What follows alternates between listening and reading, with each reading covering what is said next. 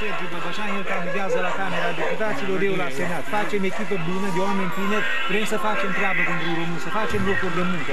Nu mergem să dormim în Parlament cum au făcut ăștia, că se duc și 4 ani nu mai vezi. Trebuie să schimbăm ceva. Bine? Doamne, pe de o parte lucrurile... un singur lucru, pentru că oamenii cinstiți niciodată nu au vrea șansă în viață. Tot timpul ei au fost eliminați. Și corupția merge mai departe. La noi, din păcate, nu oamenii cinstiți și cei care au muncit au fost apreciați. Vă vedeți că și acum mai mult se apreciază cei care întind mâna. Dar știți de ce? Pentru că au nevoie de mulțimea aia amărâtă, sărată, să le dea voturile. Vrem să schimbăm lucrurile în țara asta. Suntem o echipă de oameni tineri, competenți. Viitorul țării. Viitorul țării înseamnă tineri, înseamnă locuri de muncă. Asta înseamnă. Deci împreună cu Sergiu Băbășan, și el candidează la Camera Deputaților, eu la Senat. Și doi oameni tineri, am dovedit că suntem competenți, știm ce avem de făcut. Vă rugăm să dați votul. Votul greu de obținut numai prin corespondență. Omul vrea să te vadă, să te cunoască, să te asculte. Dacă reușești să-l convingi, atunci primești și votul.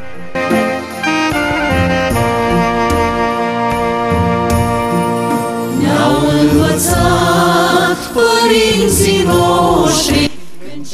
Sergiu Băbășan candidează la Camera Deputaților.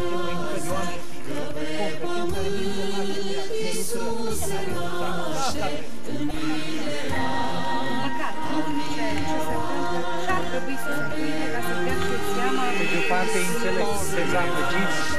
Știți ce? Deci trebuie să fim realiști. V-am zis eu, aș fi de acord cu profesor în învățământ. Aș fi de acord 10 ani de acum înainte să mi se taie din salat, dacă este pentru binele țării, dacă știi că urmă va fi bine. Dar câte lume gândește așa? Deci aici, în păcate, atâta știu.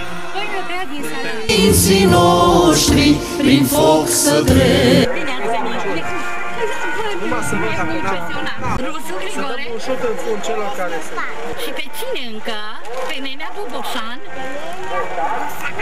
Sergiu Lucian. Lucian. E drăguț? Sigur că da. Și pe Boboșan, Sergiu? Sergiu. Și ce să vă ofere? Copilărie fericită? Bravo! Da? Și ce va fi senator? Senator. Sigur că da. Să te asculte, domnule. Doamne să ajute Dumnezeu.